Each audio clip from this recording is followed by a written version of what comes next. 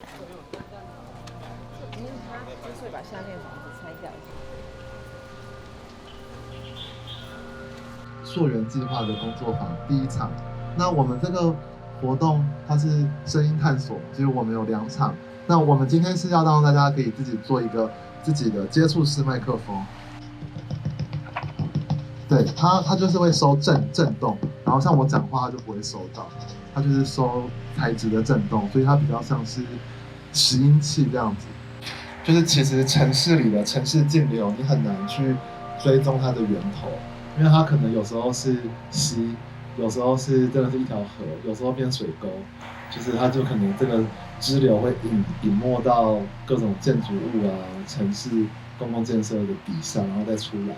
所以它这个溯源的过程，我们就想说，它应该我们目的不是要找到这个源头，但就可以知道说在河畔发生的一些事情。蛮想要学跟就是声音有关的东西。如果可以透过声音来认识水的不同面向，或许是一个很好的体验。采集水的声音，我觉得就是蛮有趣的一个观察的点，然后也可以让自己更了解细致。然后再把它用热熔胶再弄一坨起来。对对对 ，OK。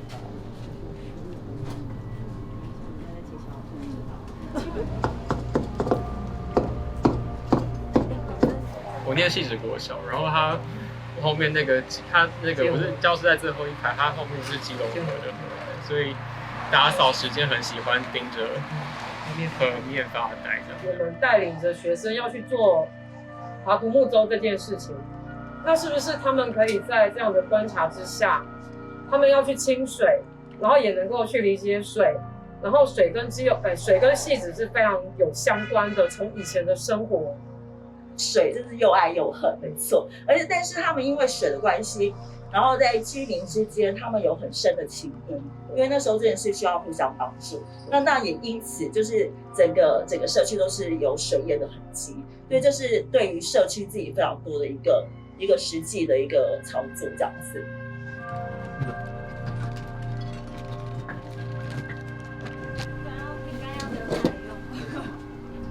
我们那天是出了几招独木舟，就是虽然没有很熟，但有出过一小段时间。那它跟台南就是一个很巨大的反差。像我在台南的时候，完全不知道除湿机是什么东西。然后从小的印象就是一样是除湿机，然后以前的除湿机很老旧，所以就是会有很难听的声音，所以晚上就会伴随那个嘶的电机声睡着。因为我们现在已经没什么。对，我觉得可以等大家热熔胶。当时百度的资料，对。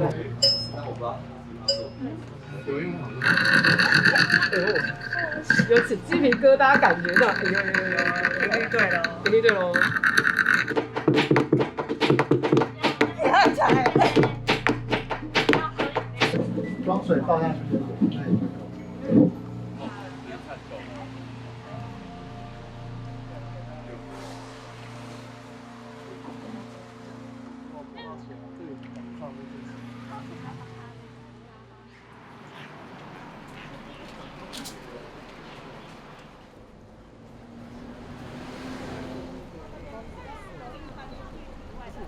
各式各样的水都充斥在生活里面，可能有人听过说戏子以前会淹水，或者说知道戏子就是一个很容易下雨的地方，然后也蛮常会有人听到有人在抱怨说，戏子好像衣服都会自己发霉，衣服会自己长新苔，墙壁会长新苔这些抱怨。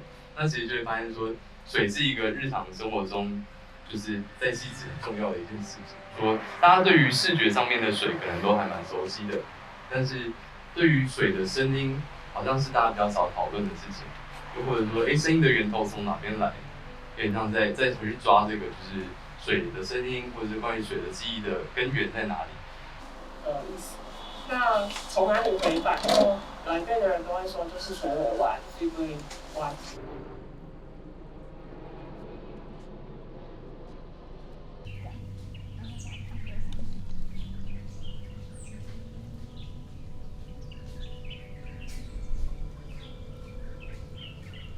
你在录的时候，通常你会有一个录音键，红红的一个圆，你按下去就会录。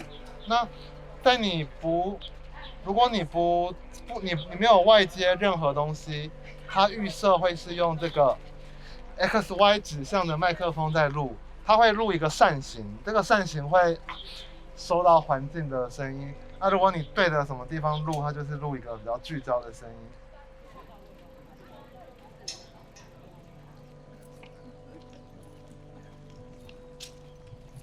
是直接录吧？再按一次，对，因为它已经录了这样。对，结束就是。哦 ，OK。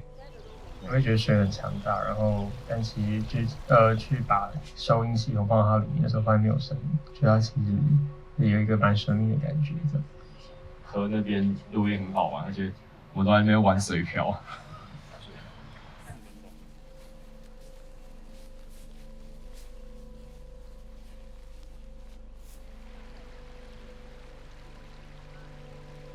就是很安静，然后有一点溪水的声音，有一些鸟叫声，但就觉得原来环境就是往下走可以变那么安静。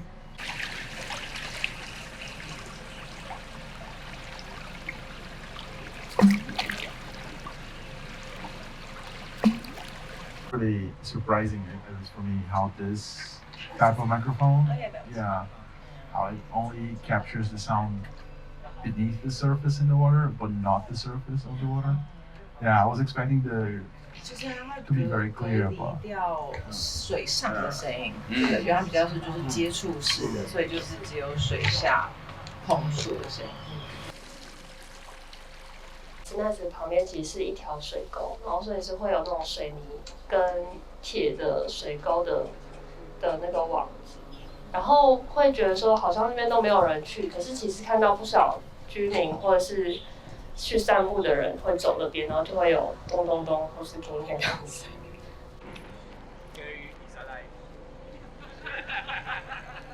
耳朵听的东西是，不能筛选。要听什么要听不能听的都会，什么东西都听得到。